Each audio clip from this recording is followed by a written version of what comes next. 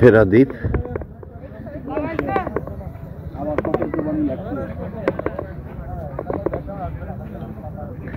ডান পাশ দিয়ে যায়, ডান পাশ দিয়ে বালি নাই,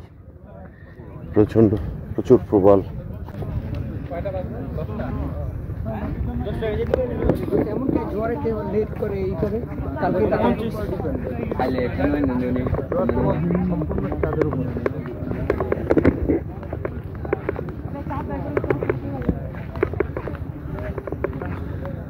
সেন্ট মার্টিন আসলেন, অথচ এই জায়গায় যদি না আসেন তাহলে অপূর্ণ থেকে যাবে আপনার ভ্রমণ। বলো যে ফুটবল খেলবো বলে, ফুটবল কালকে খেলবে।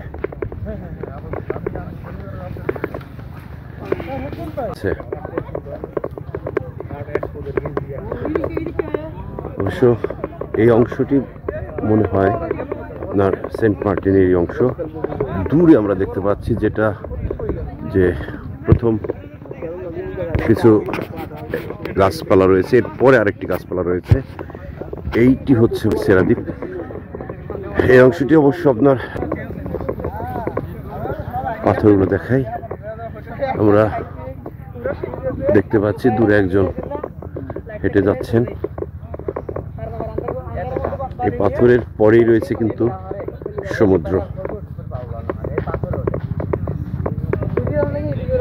একটু দেখাই আপনাদের একটু ভিউ।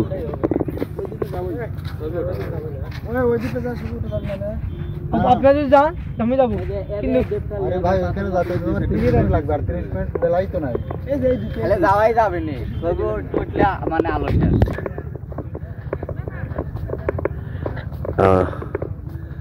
আমি স্থানীয় একজনের সাথে কথা বললাম, যেটা জানলাম যে তারা যেটা দেখছেন এটা ছেড়া দ্বীপের প্রথম অংশটি, আসলে এর মূল অংশ রয়েছে ওই অদূরে।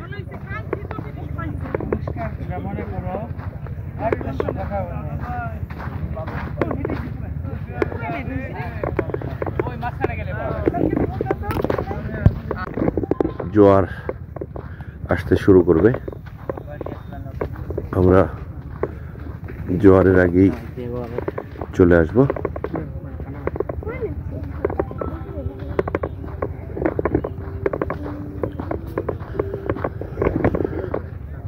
ছবি প্রতি পিস কত করে নেন ভাইয়া? 5 টাকা, 5 টাকা পিস। যত সুন্দরভাবে আপনার সাথে বললো, তবে ছবি তোলার ব্যাপারে অবশ্যই কথা বলে নেবেন। কথাটা এরকম হবে যে আপনি যত পিস ছবি সে তুলুক, আপনি যে কটা নেবেন ওই কটা ছবির মূল্য সে পাবে 5 টাকা করে। তাছাড়া কিন্তু বিপদে পড়ে যাবেন।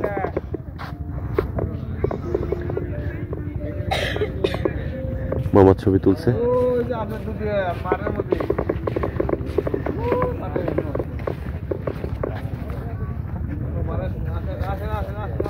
আসেন যাই, বেশি দেরি করা যাবে না।